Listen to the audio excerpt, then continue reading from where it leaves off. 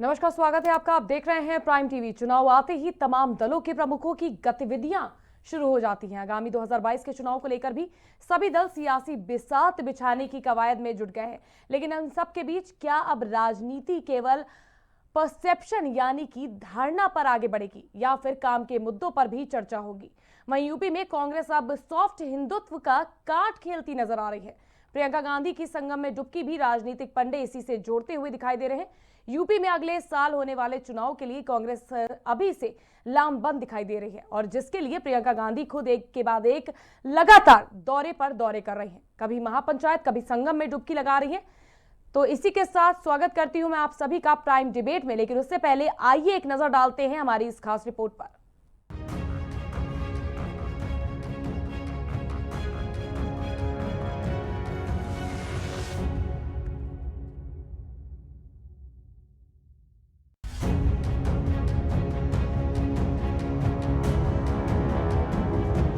मौनी अमावस्या के दिन कांग्रेस महासचिव और उत्तर प्रदेश की प्रभारी प्रियंका गांधी वाड्रा की प्रयागराज यात्रा के दौरान संगम पर आस्था की डुबकी लगाई।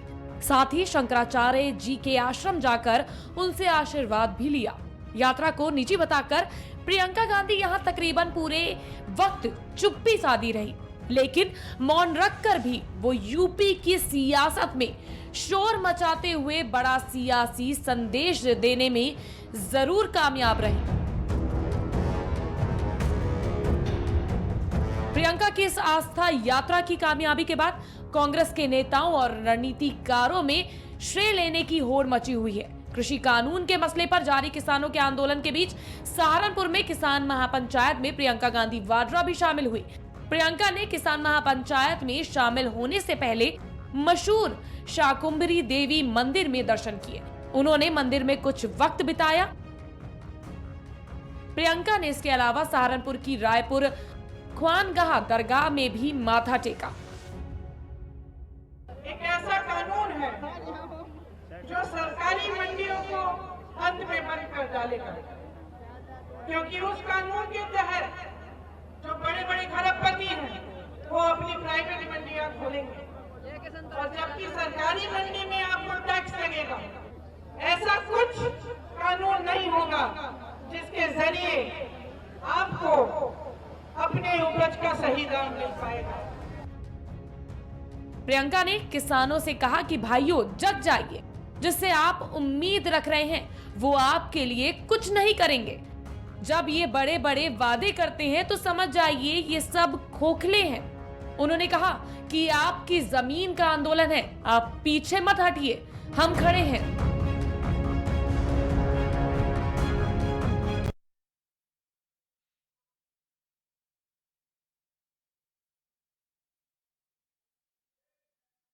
होने की प्रक्रिया शुरू हो जाएगी, यानी कि अब उत्तर प्रदेश में चुनाव नजदीक है। तो जब चुनाव सर पर आता है तो राजनीतिक दल क्या करते हैं? तब हम पार्टी के प्रमुखों की गतिविधियों पर गौर करना शुरू कर देते हैं। तो जब उनकी गतिविधियों का राजनीतिक आंकलन करते हैं तो हमें समझने में आसानी होती है वो किन मुद्दों की तरफ बढ़ रहे हैं, उनके इश्यूज क्या हैं, और वो किन चीजों को लेकर जनता के बीच प्रस्तुत करने वाले हैं अपने आप को। लेकिन अब राजनीति के मायने ही बदल गए हैं। अब परसेप्शन की राजनीति होती है। परसेप्शन मतलब धारणा की। आपकी पार्टी की धारणा क्या है, आपके मुद्दे को लेकर धारणा क्या है, आप लोगों के सेंटिमेंट्स को कितना छूते हैं। रिलीजियस सेंटिमेंट्स, जिन्हें हम धार्मिक भाव भी कहते हैं, उनको आप कितना छूते हैं, और प्रमुख मुद्दे, उनमें आपकी भूमिका और छवि क्या है। और छवि एकदम से नहीं बनती, और छवि बनाने की प्रक्रिया से हर पार्टी के सुप्रीमो गुजरता है। और आपने भी देखा होगा कि परसेप्शन की राजनीति को आगे बढ़ाने में उत्तर प्रदेश में 3 दल लगे हुए हैं। भारतीय जनता पार्टी, जिनका आधार ही परसेप्शन पर है, समाजवादी पार्टी यानी अखिलेश यादव, और इस कड़ी में नया रंग भरा है कांग्रेस की प्रदेश महासचिव प्रियंका गांधी ने। वो मंदिर जाती हैं तो मस्जिद भी जाती हैं, अगर वो संगम जाती हैं तो शंकराचार्य जी से मिलने भी जाती हैं। कहीं ना कहीं कांग्रेस सॉफ्ट हिंदुत्व का संदेश देते हुए दिखाई दे रही है, और अब अखिलेश यादव भी इसी राह पर है। सॉफ्ट हिंदुत्व की नई परिभाषा गढ़ी है। चौथी पार्टी बहुजन समाज पार्टी है। They don't care about perception, जिन्हें कोई फर्क ही नहीं पड़ता। वहीं इस बार एक 5वें प्लेयर आप पार्टी की भी एंट्री हो गई है। इसके बाद कुछ और भी दल है जो अपना कहीं ना कहीं जनोद्धार करने में जुटी हुई है। वो अभी बीजेपी को घेरने के परसेप्शन पर लड़ रही है। तो क्या है उत्तर प्रदेश में इस बार मुद्दा नहीं चलेगा, परसेप्शन पर ही राजनीति होगी इस बार? आज हम चर्चा करेंगे और आज हमारे साथ स्टूडियो में इसी पर लेकर आज हम चर्चा करने वाले हैं कि क्या 2022 के विधानसभा चुनाव परसेप्शन पर लड़े जाएंगे, ना कि मुद्दों पर। तो चलिए करते हैं शुरुआत। और आज हमारे साथ स्टूडियो में मौजूद है कांग्रेस नेता आशीष कोठारिया, जो हमारे साथ स्काइप से जुड़ेंगे। वहीं संजय शुक्ला, कांग्रेस नेता, बीजेपी नेता, माफ कीजिएगा, संजय शुक्ला। उसके अलावा विवेक पांडे, सपा नेता, हमारे साथ इस वक्त जुड़ चुके हैं। तो सबसे पहले मैं शुरुआत करती हूं और मैं संजय जी से जानना चाहूंगी। संजय जी, जिस काम में आपका पेटेंट है, आप कॉपीराइट है आपका, वो की पार्टी करने में लगी है, तो क्या परसेप्शन इस बार बदलेगा या फिर जो जिस चीज पर धारणा बना के आप हमेशा चले आ रहे हैं, आप उसी को लेकर आगे बढ़ेंगे 2022 के चुनाव में? संजय जी, मेरा सवाल आपसे था। भारतीय जनता पार्टी और उत्तर प्रदेश में योगी जी की 2017 में सरकार जब से आई हुई है, तब से आप देखिए अपराध मुक्त हो गया। हमने जो वादा किया था कि हम अपराधियों को जेल में डालने का कार्य करेंगे और अपराध मुक्त उत्तर प्रदेश, एक सुंदर उत्तर प्रदेश, एक सुरक्षित उत्तर प्रदेश जनता के बीच इस बात को लेके हम जाएंगे और विकास की जो गतिविधियां हैं उसको और तेजी से बढ़ाते हुए लेके हम जाएंगे। और अपराधी आज जेल में है, अपराध मुक्त उत्तर प्रदेश हो गया। पहले एक भय व्याप्त था उत्तर प्रदेश के अंदर, जिससे जनता बहुत डरती थी, और आज अपराधियों के ऊपर लगाम कसने का कार्य किया है। ये हमारा विषय है, विकास करने का विषय है। और मैं भारतीय जनता पार्टी किसी भी तरह का कोई भी भेदभाव की राजनीति नहीं करती है, सबका साथ, सबका विकास और सबके विश्वास की बात करती है। इसी को क्रमशः लेके हम 2022 में फिर चुनाव के मैदान में जाएंगे। तो क्या इस बार भी राम, जय श्री राम के नारों के साथ ही विधानसभा में आगे बढ़ना है, या कोई काम का मुद्दा उठा के भी बीजेपी सामने आने वाली है? बीजेपी काम के सबका साथ, सबका विकास और सबके विश्वास के साथ जनता के बीच जाएगी। प्रभु राम हमारे आराध्य हैं, हम हमारे आराध्य देव हैं, हम उनकी पूजा करते हैं, अर्चना करते हैं। और जैसा कि हमने पूर्ववर्ती में वादा किया था कि हम सरकार में आएंगे माननीय सुप्रीम कोर्ट के आदेशानुसार और जनता के सूझबूझ से और सभी के सहयोग से भारतीय जनता पार्टी उत्तर प्रदेश में राम मंदिर का निर्माण चालू हुआ है। यह हमारे लिए बहुत गौरव का विषय है। यह भी मुद्दा है, लेकिन जो हमने कहा था वो किया।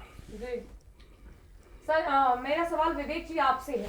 क्या अखिलेश अपनी पार्टी की परंपरागत विचारों से बाहर निकलकर ये संदेश, कहीं ना कहीं आजकल जिस तरह से वो धार्मिक गतिविधियों में बहुत ज्यादा बढ़ चढ़कर हिस्सा ले रहे हैं, तो क्या वो ये संदेश देना चाहते हैं कि वो सबके हैं, मतलब किसी एक के नहीं है? वो जो परसेप्शन बिल्ड कर रहे हैं, या कहे सॉफ्ट हिंदुत्व की राह पर निकल गए हैं कि कोई मंदिर नहीं छोड़ रहे हैं, कोई कार्यक्रम नहीं छोड़ रहे हैं जहां वो इस प्रकार की छवि ना देखी जाए उनकी, तो क्या इस छवि पर आगे बढ़ेंगे, या फिर काम बोलता है कि छवि पर 2022 का चुनावी दंगल होगा इस बार? सबसे पहले तो मैं इस मंच को धन्यवाद देता हूं और आप लोगों को धन्यवाद देता हूं कि आप लोगों ने समाजवादी पार्टी की तरफ से मुझे आमंत्रित करके अपने विचारधारा को सामने लाने का एक अवसर दिया।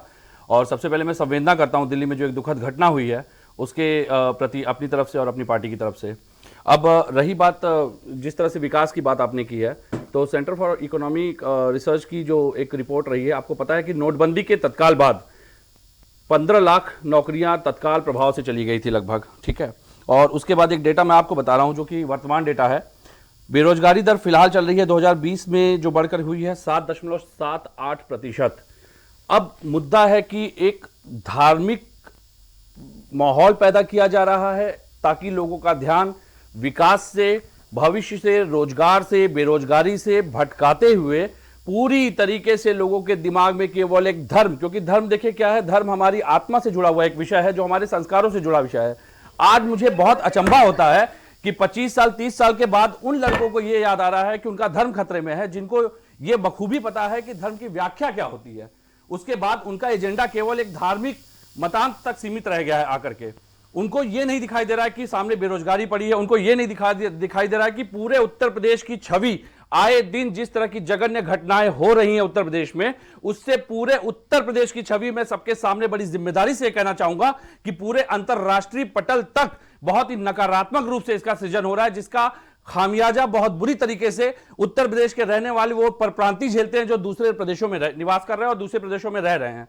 तो उत्तर प्रदेश सरकार का एजेंडा केवल और केवल एक मंदिर निर्माण से है और इस मंदिर निर्माण की आड़ में वो केवल और केवल अपनी राजनीतिक रोटियां सेक रही हैं। अन्यथा मेरा एक सवाल, हमारे भाई बैठे हैं, सहयोगी भाई हैं, तो मैं इनसे पूछ लूं, जितने एमओयू आपने साइन करवाए थे, आप मुझे बस इतना आंकड़ा बता दीजिए कि कितने का एमओयू साइन हुआ था और कितने उद्योग आ गए हैं उत्तर प्रदेश में। जी, हम संजय जी पर भी जाएंगे और इसका सवाल लेंगे, लेकिन मेरा आपसे ये जानना है कि क्या राम नाम पर बीजेपी का तो पेटेंट है, मैंने स्टार्टिंग में ही बोल दिया कि वो तो स्टार्टिंग से ही चले आ रहे राम नाम को जपते हुए।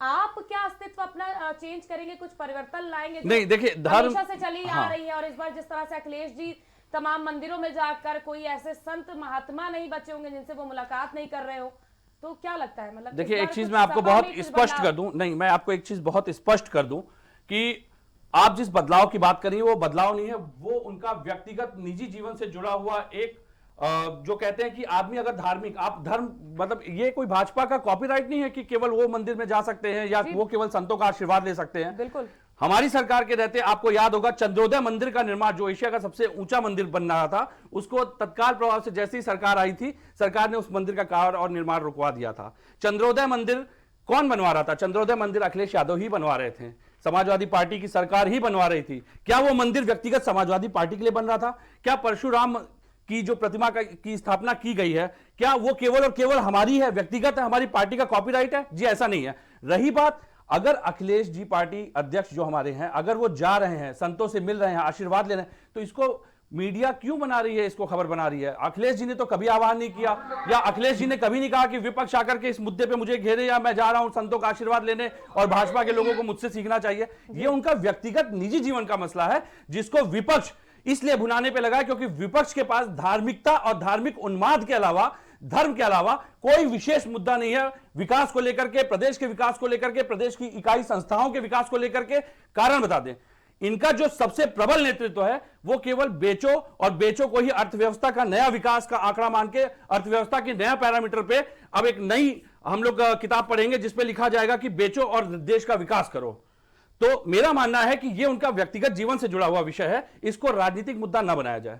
नहीं तो क्या 2022 में जो हिंदुत्व का मुद्दा है वो और स्ट्रांग होगा जिस तरह से चला आ रहा है? 2022 में मैं इतना जानता हूं कि विकास का मुद्दा स्ट्रांग होगा। विकास पर भी बात है जी, मैं उसी पे आ रहा हूं। 2022 में हमारा एजेंडा शुरू से प्रदेश के विकास को लेकर के रहा है, लोगों को रोजगार देने से लेकर के रहा है, बेरोजगारी समाप्त करने से लेकर के रहा है। हम ये आडंबर, दिखावटी, किसी भी ऐसे यथा वस्तुओं को समाज में नहीं लाना चाहते जिसके कारण लोग भ्रमित हो, क्योंकि पिछले जब से ये सरकार आई है आप देख रहे होंगे कि लगातार केवल लोग भ्रमित हो रहे हैं। सोशल मीडिया पे आप उठाकर देख सकती है, ट्विटर पे लाखों लाख ट्वीट आपको मिल जाएंगे जो केवल धर्म से जुड़े हुए हैं। अब मैं आपको एक बहुत छोटी सी घटना का उदाहरण दे रहा हूं जो कल हुई है दिल्ली में। उस व्यक्ति की हत्या की गई एक विशेष समुदाय के द्वारा, उसको राजनीतिक प्रारूप देने का प्रयास किया जा रहा है। उसी दिल्ली पुलिस ने उसमें वक्तव्य दिया है कि यह आपसी रंजिश का मामला था। अब आप मुझे एक चीज बता दीजिए कि अगर दिल्ली पुलिस की कार्यप्रणाली पे या तो आप सवाल उठा के यह साबित कर रहे हैं कि दिल्ली पुलिस गलत वक्तव्य दे रही है, और या तो आप स्वयं जांच कर लीजिए, आप ही सत्ता बन जाइए, आप ही शासन बन जाइए, आप ही व्यवस्था बन जाइए, आप ही कानून बन जाइए, तो इस देश में संविधान का मतलब ही खत्म हो गया। विवेक जी, उनके तो परिजनों का साफ तौर पर कहना था ना कि हमारे तो पहले से जान का खतरा था। उनके परिजनों ने अगर कोई भी एफआईआर, दिल्ली पुलिस ने अपना स्टेटमेंट दे दिया है, मीडिया में भी चल रहा है, आपके पास भी होगा, अगर उनके परिजनों द्वारा दर्ज की गई कोई भी एक शिकायती एप्लीकेशन की कॉपी भी आप सामने ला दे, मैं अपनी सारी बातें वापस ले लूंगा। संजय जी, क्या जवाब है आपका? राजनीति भुनाने की कोशिश कर रहे हैं आप एक युवक की हत्या पर, साथ ही साथ एएमयू वाला जो सवाल उन्होंने पूछा था उस पर भी मैं आपका जवाब चाहूंगी। देखिए, ऐसा है कि विपक्ष का तो आप कितने पारदर्शिता से लोग देख रहे हैं कि इन्होंने कैसे हर चीज को मुद्दा बनाया। कोई कहीं भी किसी एक विशेष समुदाय का कहीं पे कोई जान चली जाती है, कोई हत्या हो जाती है, कोई विषय होता है तो उस पे ये लोग तांडव खड़ा कर देते हैं। आज जब एक रिंकू शर्मा की हत्या हुई है तो उसको जघन्य हत्या हुई है। जिस रिंकू शर्मा ने उसके परिवार, उसकी पत्नी को 1-1.5 साल पहले खून दिया था, उन्हीं लोगों ने, उसी अपराधियों ने जाके उसकी मतलब बताया नहीं जा सकता कि संगीन स्थिति में उसकी हत्या कर दी है, जिसका जवाब उनके परिवार के लोगों ने जिस समय बनाया, रोआ, आत्मा दुखी होता है। खैर वो सब बहुत दुखद घटना है उस पर राजनीति ना की करें ये लोग तो ज्यादा मैं इन्हें बीच में न टोकते हुए एक बात कहना चाहूंगा। मैं अभी दिल्ली से ही लौट रहा हूं और जहां पे हृदय दुखने की बात है, आप जाइए दिल्ली के गाजीपुर बॉर्डर पे देखिए, जहां पे किसान रातों रात डटे हुए हैं, ठंड के मौसम में डटे। ठंड तो बीती गई, हालांकि लोग अपने कमरों से नहीं निकले, चद्दर से नहीं निकले, लोग अपने रजाई से ना निकले, इनके नेता मंत्री, लेकिन उन किसानों का संघर्ष देखिए कि क्या वो किसान जो आए दिन अलग अलग शब्दों से नवाजा जा रहा है, क्या वो देश का किसान नहीं है? क्या उसकी नागरिकता देश की नहीं है? संजय जी क्यों नहीं जा रहे हैं? एक मिनट, मैं 2022 के विधानसभा चुनाव में क्या रणनीति होने वाली है उसको लेकर चर्चा करने बैठी हूं। ना किसानों का मुद्दा, ना किसी की हत्या का मुद्दा, सीधे मेरा ये है कि क्या परसेप्शन पर ही, जिस तरह का परसेप्शन चला आ रहा है कि धर्मों को लेकर राजनीति की जाती है, क्या उसी पर राह पकड़ेंगे या फिर कोई काम की बात भी होगी? संजय जी देखिए, हमारा स्पष्ट है कि हम सबका साथ, सबका विकास और सबके विश्वास के साथ जनता के बीच जाएंगे और फिर उसी तरीके से 2017 में जिस तरीके भारतीय जनता पार्टी का परचम लहराया था, उसी तरीके 2022 में भारतीय जनता पार्टी की परचम लहराएगा और पूर्ण बहुमत की एक स्वच्छ पारदर्शिता की सरकार बनेगी और फिर उसी तरीके से उत्तर प्रदेश का विकास होगा। उत्तर प्रदेश को उत्तम प्रदेश बनाने का कार्य माननीय मुख्यमंत्री योगी आदित्यनाथ जी के नेतृत्व में होगा। आशीष जी, मेरा सवाल आपसे है कि लगातार भारतीय जनता पार्टी ये आरोप लगाती रहती है कहीं ना कहीं कांग्रेस पर कि मुस्लिम प्रस्त छवि से बाहर निकलने के लिए प्रियंका गांधी इस तरह के मंदिर के दर्शन करती हैं, त्रिपुर लगाती हैं, शंकराचार्य जी से मिलती हैं, संगम में स्नान करती हैं, ऐसा काम वो सिर्फ वोट पाने के लिए कर रही हैं। इस पर आपका क्या कुछ कहना है आशीष जी? प्रकार से सॉफ्ट हिंदुत्व शब्द का प्रयोग किया, उसका पर्यायवाची शब्द होता है हिंदुत्व। कांग्रेस पार्टी सदैव हिंदुइज्म में विश्वास करती है, ना कि हिंदुत्व, क्योंकि हिंदुत्व की विचारधारा अतिवादिता को प्रभावित करती है और हम ऐसी विचारधारा में विश्वास नहीं रखते। हमारी, आपने कहा, प्रियंका गांधी जी ने मौनी अमावस्या के स्नान पर्व पर जब संगम में डुबकी लगाई तो ये सूचित करती है, ये उनका निजी मामला था। और मुझे बताइए, देश का संविधान आर्टिकल 25 है जो बात करता है कि right to propagate, practice and profess the religion, और देश के प्रीएम्बल में लिखा हुआ है कॉन्स्टिट्यूशन ऑफ इंडिया के कि देश के लोगों को liberty of thought, expression, belief, faith का मामला है, वर्शिपिंग का, तो उन्हें कौन रोक सकता है? ये तो उनका निजी मामला था। और कांग्रेस पार्टी कदापि धर्म के नाम पर चुनाव नहीं लड़ती। आपने देखा होगा, यदि प्रियंका गांधी जी शंकराचार्य स्वरूपानंद जी के दर्शन करती है, शाकुंभरी देवी के दर्शन करती है, तो मस्जिद में जाकर नमाज मत्था भी टेकती है। तो ये प्रदान करता है कि किस प्रकार से कांग्रेस पार्टी सदैव धार्मिक सामंजस्यता, सामाजिक सामंजस्यता, सेक्युलरिज्म में विश्वास करती है। और हमारे जो पार्टी की जो फिलोसॉफी है, और फिलोसॉफी बात करती है इंक्लूसिवनेस की, सेक्युलरिज्म की, कॉमन ब्रदरहुड की बात करती है, लीडरशिप फंक्शन होने की बात करती है। हम एक्सट्रीमिस्ट विचारधारा में विश्वास नहीं करते। और मुझे बताइए, इन्होंने उत्तर प्रदेश की बात की, आज उत्तर प्रदेश अपराध प्रदेश में परिवर्तित हो चुका है। यदि उत्तर प्रदेश सुरक्षित होता तो हाथरस जैसी घटना घटित नहीं होती। यदि प्रियंका गांधी जी मंदिर और मस्जिद में जाती है तो किसानों की महापंचायत में भी जाती है, तो वे देश के किसान जो शहीद हुए थे उन पर टिप्पणी भी करती है। तो ये दिखाता है हमारी कांग्रेस पार्टी का किस तरीके से। और दूसरी बात, आपने सॉफ्ट हिंदुत्व की बात की, ये हार्ड हिंदुत्व जी संजय जी, इससे में सावरकर कहते हैं कि हिंदू, वो तो देश के व्यक्ति साबित हुए, क्योंकि उन्होंने कहा कि पितृभूमि, मातृभूमि, पुण्यभूमि, और इसकी परिभाषा, इसकी परिधि में देश की माइनॉरिटी। जी जी आशीष जी, आपकी आवाज साफ नहीं आ पा रही है। मैं संजय जी पर जाऊंगी और संजय जी मैं आपसे जानना चाहूंगी, आप कुछ बोलना चाह रहे थे इस पूरी बात पर, तो आप अपना जवाब दे दीजिए पहले। ढोंग कौन कर रहा है यह स्पष्ट हो चुका है। प्रियंका गांधी वाड्रा उत्तर प्रदेश में जब से प्रभारी बनी है तब से उनका एक अलौकिक चेहरा दिख रहा है। 2014 के पहले कांग्रेस का वो हिंदुत्व प्रेम कहाँ था इनका गंगा स्नान, कहाँ था इनका मंदिर दर्शन? कभी नहीं। ये लोग हमेशा हत्या की राजनीति करते हैं और बांटने का कार्य करते हैं। आज ये ढोंग रचने का काम कर रहे हैं। ये ढोंग नहीं चलेगा। जनता ने इन्हें सत्ता विहीन कर दिया है। अब इनका अस्तित्व नहीं बचा है। अभी अपना अस्तित्व तलाश रहे हैं, चाहे गंगा जी में स्नान कर ले, चाहे कहीं मत्था टेक ले, इनका अस्तित्व नहीं बचा है। संजय जी, आपत्ति है अगर मंदिर जाती हैं, संगम में स्नान करती हैं, तो कोई आपत्ति? हमें आपत्ति किसी से कोई नहीं है, लेकिन उस पर राजनीति ना करें, समाज को बांटने का काम ना करें, एक वैषम्यता फैलाने का कार्य जो कर रही है, ये बहुत ही दुखद घटना है। क्या कहना है आपका इस पूरे चीज पर आशीष जी? मेरा यही कहना है कि आप देखिए कि जिस प्रकार से प्रियंका जी ने संगम में जो नाव की बागडोर स्वयं के हाथों में संभाली और उनको तट पर लेकर आई, ये दर्शाता है कि 2022 के उत्तर प्रदेश के विधानसभा चुनाव में इसी प्रकार उनके परिणाम पर प्रियंका गांधी जी उस नाव को तट पर लाएगी। क्योंकि देखिए, हमारी पार्टी देश की नाव को तट पर लाने का काम करती है, डुबाने का नहीं। भाजपा ने तो उस नाव को ही पानी में डुबो दिया है। बेरोजगारी, और मुझे बताइए, धार्मिक वैमनस्य की धारणा कौन फैलाता है? आड़ हिंदुत्व के नाम पर दंगे कौन करवाता है? देश के सांप्रदायिक सौहार्दता के वातावरण को धूमिल करने का कार्य कौन करता है? ये भारतीय जनता पार्टी करते ही। और मुझे बताइए, राम राज्य की अवधारणा की जो आप बात करते हैं, उस राम राज्य तो पूर्णतः विपरीत है। जबकि राम राज्य की अवधारणा तो इस बात पर आधारित थी कि जहां व्यक्ति सुरक्षित होगा, उनके अधिकार सुरक्षित होंगे, उनके धर्म को चुनने का अधिकार होगा, बेरोजगारी नहीं होगी, महिला सुरक्षित होगी। और ये भारतीय जनता पार्टी के शासन में तो राम राज्य की अवधारणा विपरीत साबित हो रही है। आड़ हिंदुत्व के नाम पर देश में अल्पसंख्यक समुदायों का शोषण हो रहा है, उन्हें प्रताड़ित किया जा रहा है। ये कांग्रेस पार्टी स्वीकार नहीं करेगी। 2022 के यूपी विधानसभा के चुनाव का परिणाम कांग्रेस पार्टी के पक्ष में होगा। उत्तर प्रदेश की जनता अब इस सरकार से प्रताड़ित हो चुकी है।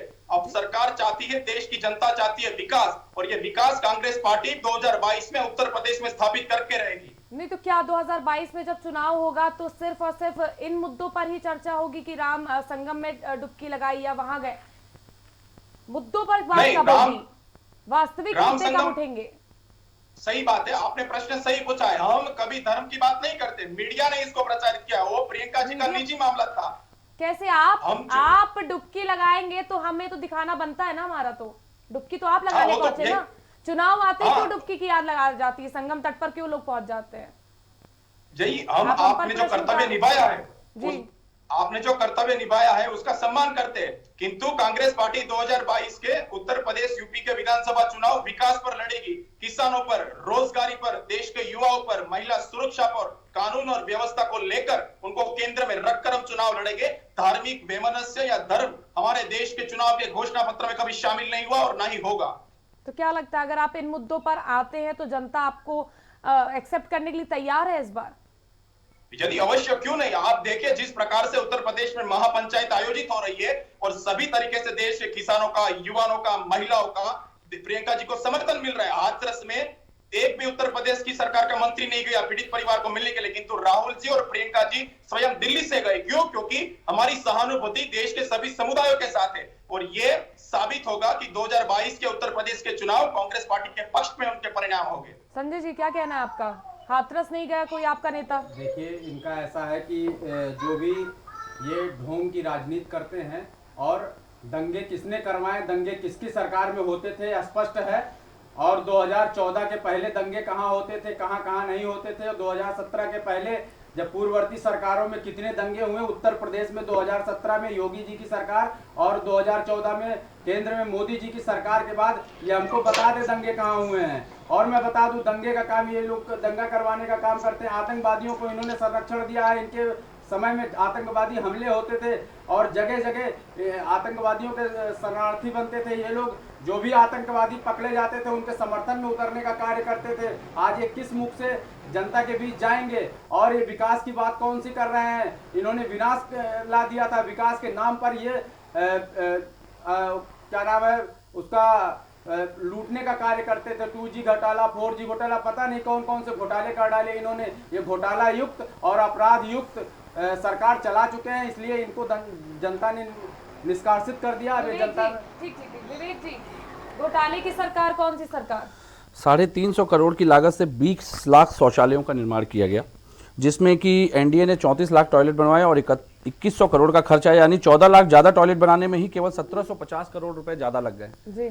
अब घोटाले की बात अगर किया जाए तो अभी हाल ही में एक सम्मानित, इनके बड़े सम्मानित जनप्रतिनिधि का नाम आया था पशुधन घोटाले में, शायद इनको याद हो, पीपीई किट घोटाला आपको पता ही है। उसके बाद मजदूरों को जिस प्रकार से रोकने के लिए अराजकता फैलाई गई, उसके बाद बिकरू कांड अभी हाल ही में हुआ है, परसों फिर पुलिस वालों की हत्या हुई है। इनके मेरी समझ में एक चीज नहीं आती है, इनके नजरिए के अनुसार अपराध कंट्रोल हो रहा है, कैसे हो रहा है, घोटाले हो रहे हैं, दूसरी सरकारों पे आरोप आक्षेप लगा रहे हैं। आप मुझे बस इतना बता दीजिए कि जितने एमओयू आपने साइन कराए, कितने उद्योग आप लेकर के आ रहे हैं, कितने उद्योग आने को तैयार हैं। आज उत्तर प्रदेश की स्थिति यह है कि कोई भी उद्योग जल्दी उत्तर प्रदेश में आने के लिए तैयार नहीं है। कागज पे आप एमओयू साइन करा लेती हैं, वो इंपॉर्टेंट नहीं है, वो जरूरी नहीं है। जरूरी है धरातल पे आपकी साइन किए हुए एमओयू के कितने उद्योग यहाँ पर शुरू हो चुके हैं। वो आने के लिए तैयार नहीं। क्यों आने के लिए तैयार इसलिए नहीं है क्योंकि अराजकता जिस प्रकार से उत्तर प्रदेश में जंगल राज, ये बात मेरी कही हुई नहीं है, सुप्रीम कोर्ट कह चुका है बाकायदा कि उत्तर प्रदेश में अब ऐसा लगता है कि उत्तर प्रदेश में जंगल राज्य कायम हो चुका है। और उसके बाद भी इनको ऐसा लगता है क्योंकि इनकी मजबूरी है, इनको पार्टी के हित में ही कहना है। ये जानते हैं आज पेट्रोल की कीमत देखिए, आप डीजल की कीमत देखिए। उत्तर प्रदेश में यही जब विपक्ष में हुआ करते थे तब चूड़ियां लेके प्रदर्शन हुआ करता था। ये मुझे मीडिया को बताने की जरूरत नहीं, ना इस देश के प्रदेश की जनता को बताने की आवश्यकता है। ये सब इतिहास में दर्ज है, सब लोग देख रहे हैं, सब जानते हैं। हाल ही में अभी मैं आपको बता रहा हूं, सीएजी के बारे में शायद हमारे मित्र को पता होगा, कैग ने 4 लाख करोड़ रुपए से ज्यादा की धनराशि के बजट के प्रावधान से बाहर के खर्च और कर्ज पे सवाल किए हैं, जो कि मोदी सरकार जो इनकी केंद्र में है उसने बाकायदा छुपाया हुआ है। मैं तो सिर्फ इतना निवेदन करता हूं, पीपीई किट घोटाले जो महामारी के समय आपने लोगों का रक्त पिपासु बन के शोषण किया है, उन पैसों को केवल इस प्रदेश को वापस कर दीजिए। कम से कम इस प्रदेश की आर्थिक स्थिति बहुत सुधर जाएगी। एक मिनट विवेक जी, घोटाले तो हर सरकार में हुए हैं, मुद्दा क्या होने वाला है? आप कौन सी राह पकड़ के आगे चलेंगे? विकास के बहुत सारे मुद्दे हैं। क्या मुद्दे? मैं बता रहा हूं। हम देखिए, हमारा पहले भी एजेंडा था, काम बोलता है, काम बोलता है, ये नारा ऐसे ही नहीं दिया गया था। आज हमने जो भी विकास किया है वो पूरे प्रदेश के सामने है, उसकी पूरे डेटा का संकलन आपके भी पास है। हमारा जो विकास करने का जो हमारा एक सपना था, उसमें जो चीजें हमसे छूटी हुई हैं या जो हम नहीं कर पाए, बिल्कुल हमारी सरकार अगर गई तो हम ये स्वीकार करते हैं कि कुछ ना कुछ या हमारी कमी रही होगी या जनता हमें नकार रही थी। हो सकता है कि उस समय उस चीजों पे हमारा ध्यान न गया। उन सारी चीजों को संतुलित करते हुए हमने जो सपने देखे थे, जो प्रदेश के विकास की एक रूपरेखा हमने तैयार की थी, हमें उस रूपरेखा पे ही काम करना है। हमें उद्योग लाने हैं, हमें सीमेंट उद्योगों को बढ़ावा देना है, गन्ना किसानों के पहले भुगतान करवाने हैं, गन्ना जो मिले हैं उनको आधुनिकता से पूरा परिपूर्ण करना है, नए उद्योगों को लाना है, बड़े बड़े एमबीए कॉलेज जहां पे एमबीए तो हो जाते हैं, इंजीनियरिंग तो हो जाती है, वहां प्लेसमेंट सेल की स्थापना करवानी है। हमारा बहुत ही क्लियर एजेंडा है। दूसरे राज्यों के कंपैरेटिवली हम क्या बेहतर सब्सिडी और सुविधाएं उद्योगों को दे सकते हैं, हमें उस पर काम करना है। लेकिन काम बोलता नारा तो आपका पहले से था, उसके बावजूद भी सरकार आपकी नहीं बनी। मैं स्वीकार कर चुका हूं, आप के सामने मैंने खुद ये वक्तव्य दिया, अगर हमारी किसी कमी के कारण हमें जनता ने नकारा है तो हम अपनी उस कमी को पुरजोर तरीके से दुरुस्त करते हुए हम पुनः जनता के सामने आने वाले हैं। तो कहीं ना कहीं आपका गठबंधन इसमें आपको नुकसान पहुंचा है क्या? नहीं, गठबंधन देखिए, गठबंधन के बारे में मैं अभी अपने से विशेष टिप्पणी इसलिए नहीं कहूंगा क्योंकि अभी आगामी चुनावों को लेकर गठबंधन पे हमारी अभी तक कोई भी स्पष्ट रणनीति सामने नहीं आई है आधिकारिक रूप से। संजय जी, आपका क्या कहना है? एएमयू साइन हो जाते हैं, पटल पर कोई चीजें नहीं है, भ्रष्टाचार हो रहा है, क्या कहना है आपका? देखिए, पूर्ववर्ती सरकार के जो हमारे मित्र बैठे हैं, इनकी मजबूरी यही है, इन्होंने सिर्फ भ्रष्टाचार किया। भ्रष्टाचार उत्तर प्रदेश की योगी सरकार में भ्रष्टाचार हो नहीं रहा है, इसलिए इनको विकास दिख नहीं रहा है। अभी जब ये हमेशा भ्रष्टाचार करते हैं, इन्होंने जहां काम किया वहां सिर्फ भ्रष्टाचार किया, इसलिए इनको अपना काम बोलता है। 2017 में जनता ने दिखा दिया। अब ये 2022 में किस बात को लेकर जनता के बीच जाएंगे, फिर इनको जनता दिखा देगी। हमारा तो सब कुछ स्पष्ट है, हम जनता के बीच जा रहे हैं। हम किसानों को जो 6000 साल में उसके लिए देते हैं, उनके आवश्यकता अनुसार उसको हमने 8000 कर दिया। और बहुत सी ऐसी व्यवस्थाएं हैं जो सरकार दे रही है, अब उस पर इनकी नजर जा नहीं रही है, तो ये क्या करे, ये भ्रष्टाचार ही ढूंढते रहेंगे। संजय जी, 2 बार समिट हो चुका है, यूपी समिट रख चुके हैं, इतने उद्योगपतियों को बुलाया गया, रोजगार देने की बात की गई, कहाँ है ये सारी चीजें? वो सरकार उस पर कार्य कर रही है और माननीय मुख्यमंत्री जी ने स्पष्ट कर दिया है कि सभी कार्यों का जो है अवलोकन, यही हमारे ख्याल से कुछ होने वाला है, इसी में सबको स्पष्ट किया जाएगा। कितना इन्वेस्टमेंट आया, कुछ इसका आइडिया? यूपी समिट हुआ था, कितना इन्वेस्टमेंट आया? इन्वेस्टमेंट आ रहा है, वो सरकार अभी स्पष्ट कर देगी। विवेक जी, आपका क्या जवाब है? जी, मेरा आप अगर इन्हें पेन और पेपर दें तो मैं अपने मित्र को एक इनके थोड़ा सा इनके अंदर कंफ्यूजन है उसको दूर कर दूं। लोक कल्याण संकल्प पत्र में जो इन्होंने 14 लाख प्रतिवर्ष सरकारी नौकरी का वादा किया था, उसमें योगी सरकार पूरी तरह विफल है। ये बाकायदा सरकारी एजेंसी की रिपोर्ट है, मेरी नहीं है, आप इसको प्रतिपक्ष विपक्ष की नज़र से ना देखिएगा। नवंबर माह में केंद्र ने वित्त मंत्रालय द्वारा जारी रिपोर्ट को स्वयं स्वीकार किया है कि कोरोना में 39 लाख संगठित क्षेत्रों के कर्मचारियों को अपनी नौकरियों से हाथ धोना पड़ा। पहली चीज। दूसरी चीज, घोटालों की बात। आंगनबाड़ी, शिक्षा मित्र, अनुदेशक, आशा बहु, रोजगार सेवक, कस्तूरबा गांधी विद्यालयों के शिक्षक, खेल प्रशिक्षक आदि विभिन्न वर्गों के लोग सरकार की गलत नीतियों से अनेक प्रकार के शोषण और उत्पीड़न के शिकार हो चुके हैं। वो भी बाकायदा दर्ज है सरकारी एजेंसियों के रिकॉर्ड में। अब आपने कहा घोटाले की बात। 69,000 शिक्षक भर्ती घोटाला हमने नहीं किया। DHFL घोटाला, होमगार्ड वेतन घोटाला, PPE किट घोटाला, स्वेटर मोजा जूता घोटाला, पशुधन विभाग घोटाला। विवेक जी, घोटाले तो हर सरकार में हुए, हम घोटालों पर क्यों आएंगे? नहीं, मैं $10 ट्रिलियन का इन्वेस्टमेंट हुआ है। मैं बता दे रही हूँ, बीजेपी पे जब समिट हुआ था तो $10 ट्रिलियन का उसमें इन्वेस्टमेंट हुआ था। मैं आपको शायद बता दूं, शायद उन्हें नहीं। कहाँ हुआ, मैं वही तो जानना चाह रहा हूँ। मैं तो अपने मित्र से तब से पूछ रहा हूँ कि ये इन्वेस्टमेंट भाजपा को मिला है कि प्रदेश में जो विकास के लिए MOU साइन हुए हैं उनके सिविल वर्क कहाँ चल रहे हैं, उनके स्ट्रक्चर इंफ्रास्ट्रक्चर कहाँ बन रहे हैं, बस वो दिखा दे। मैं तो सारे बातों को अपने दरकिनार करके माफी मांग लूंगा। विवेक जी, इन्वेस्टमेंट तो आपके टाइम पर भी हुए थे और जांचें अभी भी जारी हैं, ये तो आप भी जानते हैं। अगर जांच करिए, हम गलत हैं। रिवर फ्रंट का मामला तो आपको ही पता है कि किस तरह से जांच आज भी जारी है। इसी रिवर फ्रंट के मामले में इसी रिवर फ्रंट ने इस पूरे लखनऊ को एक नई दिशा और दशा दी, नया चेहरा दिया था। और आज रिवर फ्रंट की क्या स्थिति है ये आप जानती हैं बखूबी। रही बात जांच की, तो जांच में अगर हमारे ऊपर कोई आरोप साबित होता है तो हम उससे भाग नहीं रहे पीछे, लेकिन अभी तक जांच ही चल रही है। आप हम तो विपक्ष हैं, आप जांच पूरी करिए, लाइए रिपोर्ट सामने, जनता के सामने सार्वजनिक करिए ना। जांच तो की जा रही है, तो जांच ही तो चल रही है। मैं भी तो यही कह रहा हूं, मैं जांच ही चल रही है। आशीष जी, क्या प्रियंका गांधी 2020 में मुख्यमंत्री की प्रत्याशी के तौर पर दिखेंगी? देखिए, अभी ये पार्टी के द्वारा निर्णय नहीं लिया गया है। जब औपचारिक तौर पर बयान आएगा तो देश को और उत्तर प्रदेश की जनता को मालूम हो जाएगा। अभी वे केवल एक जनरल सेक्रेटरी और उत्तर प्रदेश की प्रभारी के तौर पर अपनी भूमिका और कर्तव्य का निर्वहन कर रही है और उत्तर प्रदेश में कांग्रेस पार्टी को पूर्णतः सशक्त करने का कार्य कर रही है, क्योंकि उत्तर प्रदेश की जनता इस सरकार से प्रताड़ित हो चुकी है। योगी सरकार में जिस प्रकार से उत्तर प्रदेश के सुनहरे नाम को अपराध प्रदेश बना दिया गया है, जहां महिला सुरक्षित नहीं है, युवा को रोजगार नहीं है, किसान को आय प्राप्त नहीं हो रही है, फसल के अनुसार उनको मूल्य प्राप्त नहीं हो रहा है, ऐसी सरकार को किसान और देश का युवा रख के क्या करेगा? तो इसीलिए अभी प्रियंका गांधी जी केवल और केवल उत्तर प्रदेश में राजनीतिक दल को हमारे सशक्त करने का कार्य कर रही है।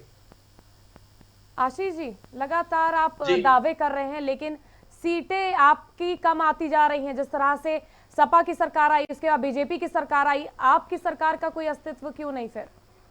जब इतनी, देखिए, ये केवल एक धारणाएं बनाई जाती है विपक्षी अन्य दलों के द्वारा और शासित सरकारों के द्वारा। ये आवश्यकता नहीं है कि यदि हमारा पूर्व में प्रदर्शन खराब रहा है तो भविष्य में भी प्रदर्शन ना रहे, क्योंकि जिस तरीके से हमारी पार्टी को उत्तर प्रदेश में महापंचायतों में किसानों का, महिलाओं का समर्थन प्राप्त हो रहा है, ये इंगित करता है कि कांग्रेस पार्टी के प्रति उत्तर प्रदेश में देश की जनता और उत्तर प्रदेश की जनता में उमंग है। और उत्तर प्रदेश की जनता 2022 के विधानसभा के चुनाव में कांग्रेस पार्टी को भारी बहुमत से जिताएगी, क्योंकि विभिन्न जिलों में और हमारे जो उत्तर प्रदेश के प्रदेश अध्यक्ष अजय कुमार लल्लू जी और पूरी दृढ़ता के साथ और निश्चितता के साथ कार्य कर रहे हैं और इतने सशक्त तौर पर और सक्रिय होकर वे अपनी भूमिका का निर्वहन निभा रहे हैं कि उत्तर प्रदेश की जनता इस बार 2022 के विधानसभा चुनाव में कांग्रेस पार्टी को ही विजयी बनाएगी। आप निश्चिंत रहिए। विवेक जी, आपको क्या कहना है कि कांग्रेस का अस्तित्व कहां जाता दिख रहा है? जिस तरह से प्रियंका गांधी चुनाव आते ही सक्रिय हो चुकी हैं, तमाम जनसभाएं कर रही हैं, संगम में डुबकी लगा रही हैं, आचार्य जी से मिलने जा रही है, शंकराचार्य जी से, आपको क्या लगता है? देखिए, हमारे यहाँ राजनीतिक दलों का और राजनीतिक जो जनसेवक हैं, जनप्रतिनिधि हैं, उनका भी एक निजी जीवन होता है। इस दायित्व को समझने की बहुत आवश्यकता है। प्रियंका जी अगर कुंभ जा रही हैं, गंगा स्नान कर रही हैं, साधु संतों से मिल रही हैं, तो मेरा मानना है कि ये उनका व्यक्तिगत निजी जीवन है और उनकी इन नीतियों से, खासकर हमें समाजवादी पार्टी की जो आधारशिला है हमारी, या जो हमारी नीतियां हैं, उससे हमें उनकी इन आचरण से या इन व्यवहार से हमें कोई सरोकार नहीं है। क्योंकि जो आपने हमसे पूछा था कि हमारा आगामी चुनावों का मुद्दा क्या होगा, तो उस पर मैं आ जाऊँ।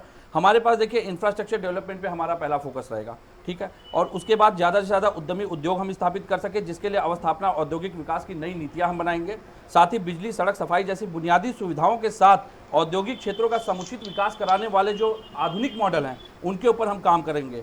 अब सबसे ज़रूरी जो बात होती है, हमें विपक्ष के, देखिए हमारे यहाँ एक सबसे बड़ी समस्या क्या है, जब भी हम विकास की या भविष्य की बात करते हैं तो हम आलोचनाओं में चले जाते हैं, हम गर्त में चले जाते हैं।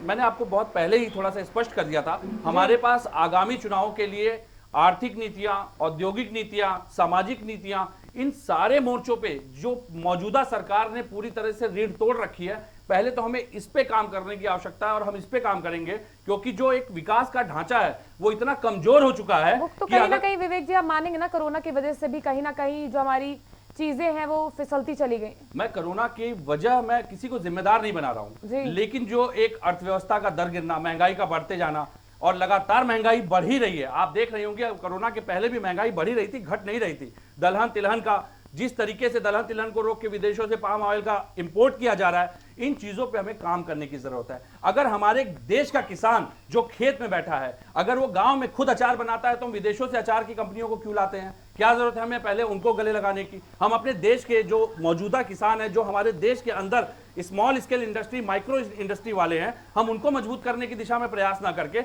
हम उनको गले लगाने की कोशिश करते हैं, जो कि पहले से ही हमारे देश में आने की ताक में बैठे हुए हैं। हम अपनी जमीन को मजबूत नहीं कर रहे हैं, हम एक आसमान ऐसा देख रहे हैं जो आसमान हमारा है ही नहीं कभी। इसी वजह से हमारी अर्थव्यवस्था की आज ये हालत है।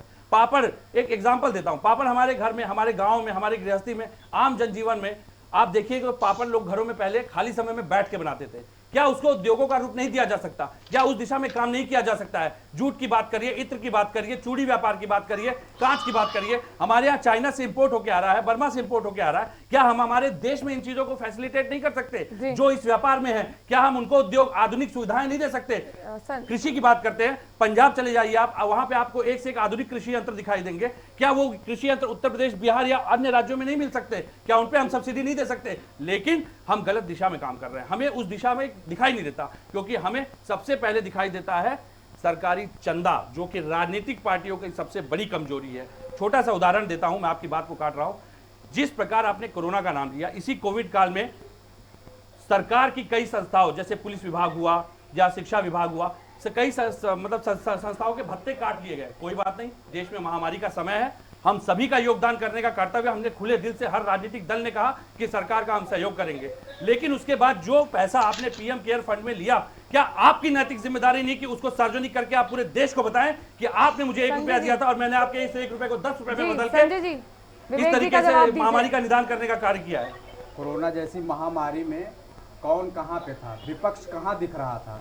मैं तो देख रहा था भारतीय जनता पार्टी के एक एक कार्यकर्ताओं ने सेवा भाव के तहत कार्य करने का काम किया। भारतीय जनता पार्टी की सरकार ने देखा, हमने देखा इसी बॉर्डर पे मजदूर सड़क पे बैठा था, आपने बसें नहीं चलने दी, आपने बसें नहीं चलने दी, आपने बसें नहीं चलने दी, मजदूर मरता रहा, मजदूर मरता रहा, मजदूर मरता रहा, लेकिन आपने बसें नहीं चलने दी। आपकी राजनीति सरकार थी, सिर्फ उंगलियां उठाने का काम कर रहे हैं लोग, सिर्फ उंगलियों का। ये राजनीति प्रियंका गांधी ने किया, उसी पे लोग राजनीति कर रहे हैं। इनके पास कोई अस्तित्व नहीं बचा है। मुद्दों पर बात कर ले। 19 मार्च को 4 साल पूरे होने वाले हैं संजय जी आपकी पार्टी के, उसके बाद चुनाव नजदीक है। क्या अभी भी हिंदुत्व का मुद्दा ही लेके आगे बढ़ना है, या फिर जनता के बीच आप काम को लेकर भी पहुंचने वाले हैं? जनता के बीच हम सबका साथ, सबका विकास और सबका विश्वास लेके जाएंगे। जनता को विश्वास है और 2022 में फिर से संजय जी नीति हमें नीति बताइए, हम जाने तो कैसे नीति और नीति हमारे यहाँ संवैधानिक तय होगा, जो भी माननीय मुख्यमंत्री जी का और हमारे संगठन का आदेश आएगा उसको हम बताएंगे। अभी से हम क्या बता दें आपको? नहीं, आप हमें बताइए उद्योगों का विकास कैसे विवेक जी मैं पूछ रही हूँ, 1 मिनट। संजय जी बताइए, क्या नीतियों पे चलने वाले हैं आप? क्या इस बार परसेप्शन को छोड़कर वास्तविक मुद्दे पर आप आगे बढ़ेंगे? हम विकास के मुद्दों पर जनता के बीच जाएंगे। जनता क्या है वही मैं मुद्दे ही जानना चाह रही हूँ कि इस बार बीजेपी कौन से मुद्दे लेकर आगे बढ़ेगी? और अभी तो मुद्दे आएंगे, अभी पहले से मुद्दे थोड़ी नहीं बन जाएंगे। जनता दिखा रही है ना, 10 महीने बचे चुनाव में, 10 महीने दिख रहा है सब कुछ। जनता के बीच हम जाएंगे, अपना जो विकास किया, विकास कार्यों को लेके जाएंगे और जनता जान रही है, जनता हमारा साथ दे रही, जनता हमारे साथ है। जिस तरीके कोविड में भारतीय जनता पार्टी के कार्यकर्ताओं ने एक एक घर में जाके एक एक परिवार को भोजन वितरण करने का कार्य किया, और भारतीय जनता पार्टी के सारे संगठनात्मक जो विधायक थे, कार्यकर्ता थे, जहां जिस स्थिति में भारतीय जनता पार्टी के लोग जहां तक थे, जितना सेवा करने का कार्य हुआ उतना भारतीय जनता पार्टी ने सेवा किया। अब यही सब चीजें हैं जो जनता जानती है, और जनता इसी विश्वास के तहत 2022 में हमको फिर से विजयी बनाएगी। आशीष जी आपका क्या कहना है? एक मिनट विवेक जी, मैं आप पे आ रही हूँ। आशीष जी से एक बार मैं ले लूँ, वो बहुत देर से। आशीष जी आपका क्या कहना है इस पूरे मामले पर? आशीष जी आपको मेरी आवाज आ रही है? जी हाँ, आ रही है जी, आपका क्या कहना है? हमारा यही उद्देश्य है कि 2022 का उत्तर प्रदेश का विधानसभा चुनाव कांग्रेस पार्टी प्रियंका गांधी जी के नेतृत्व में और कांग्रेस का प्रत्येक कार्यकर्ता विकास के मुद्दे पर लड़ेगा, जिसमें मैंने पूर्व ही इस बात को अंकित कर दिया है कि हमारा उद्देश्य होगा उत्तर प्रदेश में कानून व्यवस्था को स्थापित करना, उत्तर प्रदेश के युवाओं को रोजगार प्रदान करना, उत्तर प्रदेश की महिलाओं को आत्मनिर्भर बनाना और उन्हें सुरक्षा प्रदान करना, उत्तर प्रदेश की प्रत्येक बेटी सुरक्षित रूप से शाला जाए, इस बात को सुनिश्चित करना और उत्तर प्रदेश इस खुशहाल तरीके से उभर कर आए, इस बात की जिम्मेदारी कांग्रेस पार्टी लेगी। क्योंकि आज अंतरराष्ट्रीय स्तर पर और देश में भी उत्तर प्रदेश की छवि बिल्कुल खराब हो चुकी है। शिक्षा का स्तर निरंतर गिरता जा रहा है, सांप्रदायिक हिंसाएं हो रही है, वैमनस्य तेजी से फैलता जा रहा है, स्वयं पुलिस ही सुरक्षित नहीं है, तो किस प्रकार से पुलिस देश की और प्रदेश की रक्षा कर पाएगी? इस बात को सुनिश्चित करने के लिए प्रियंका गांधी जी मेहनत कर रही है और ये मेहनत रंग लाएगी और भारतीय जनता पार्टी को पराजय का सामना करना पड़ेगा। क्योंकि एक मिनट मुझे पूर्ण करने दीजिए। इन्होंने को स्वयं संभाल कर तट पर लिया, इसी प्रकार से 2022 के विधानसभा चुनाव की नाव को भी प्रियंका जी तट पर लाई थी। और मैं कहना चाहता हूँ भाजपा सरकार को इस सिंहासन खाली करो, कांग्रेस पार्टी आ रही है। नहीं तो क्या संगम में डुबकी लगाकर ये मुद्दे सामने आएंगे? ये मुद्दे नहीं आ सकते। मैंने तो केवल एक तथ्य के तौर पर आपको बताया। आ भी सकते देश की जनता के ऊपर निर्भर है ना, क्योंकि प्रियंका जी एक दिली तौर पर प्रत्येक प्रदेश की नागरिक महिला और नागरिकों के साथ जुड़ी हुई है जी। तो ये दर्शाता है कि किस प्रकार से कांग्रेस पार्टी को समर्थन मिल रहा है प्रत्येक धरातल से। कांग्रेस पार्टी को समर्थन मिल रहा है विवेक जी, लगता है क्या आपको जमीनी स्तर पर? उत्तर प्रदेश में देखिए दो बड़े राजनीतिक दल, एक जैसे कांग्रेस पार्टी और एक भाजपा की बात की जाए तो इन दो दलों का जब भी चुनाव आता है तो सबसे बड़ा जो एजेंडा होता है वो सिर्फ एक होता है, अखिलेश को रोको और समाजवादी पार्टी के कार्यकर्ताओं को रोको। उसका कारण ये है कि इन दोनों ही पार्टियों का अच्छा कार्यकाल पूरे देश ने, पूरे जनता ने, देश के प्रदेश की जनता ने देख लिया है, समझ लिया है और उसको बहुत अच्छे से उसका इवैल्यूएशन कर लिया है।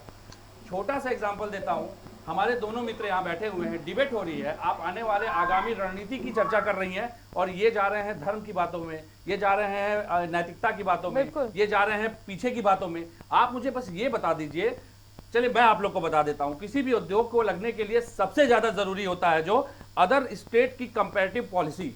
अगर आपके राज्य में बिजली की सब्सिडी ज्यादा मिल रही है, आपके राज्य में सबसे ज्यादा रॉ मटेरियल पे आप सब्सिडी छोड़ रहे हैं या रॉ मटेरियल कम शुल्क में उनको उत्पादित करवा के दे रहे हैं या अवेलेबल करवा रहे हैं, ट्रांसपोर्टेशन में खर्चा आप कम करवा रहे हैं, लेबर पॉलिसी आपकी अच्छी है, तो आपके यहाँ उद्योग बिल्कुल आएगा। लेकिन फिर भी मैं बता दूं, सुरक्षा के मायने क्यों फेल हो रहे हैं? उत्तर प्रदेश की छवि लगातार गिरती जा रही है दूसरे राज्यों के सामने, क्योंकि देखिए ये भी एक पैरामीटर है, बहुत जरूरी है ये आंकना। अब जैसे आप एक महिला हैं, मैं आपसे कहूं कि आप मुंबई अगर आप जाकर के एक महीना रह लीजिए और एक महीना उत्तर प्रदेश आप रह रही हैं, उत्तर प्रदेश तो आप रही नहीं है, क्या कारण है कि आप मुंबई या कुछ ऐसे शहर जो मुंबई के स्तर के हैं वहां लड़कियां कहती हैं, इसी उत्तर प्रदेश की लड़कियां कहती हैं हम वहां सुरक्षित महसूस करते हैं? उसका कारण है नहीं तो वहां सुरक्षा महसूस करते हैं तो आप पार्टी वहां के जो मॉडल को लेके, दिल्ली के मॉडल को लेके आ रही है अगर, तो आप उनका तो स्वागत करना चाहिए आपको। फिर हम बिल्कुल स्वागत करेंगे अगर हमारी पार्टी, हमारी विचारधारा उनसे मैच होती है, अगर वो विकास के मुद्दे पे हमारे साथ आना चाहेंगे तो हमने कभी किसी को मना नहीं किया। गठबंधन के लिए आप पार्टी से तैयार है, मतलब आप साफ नहीं, मैंने ये नहीं कहा, मैंने कहा विकास की विचारधारा को समर्थन देना और गठबंधन करना दोनों अलग अलग बातें हैं। तो आप कैसे समर्थन देंगे उन्हें?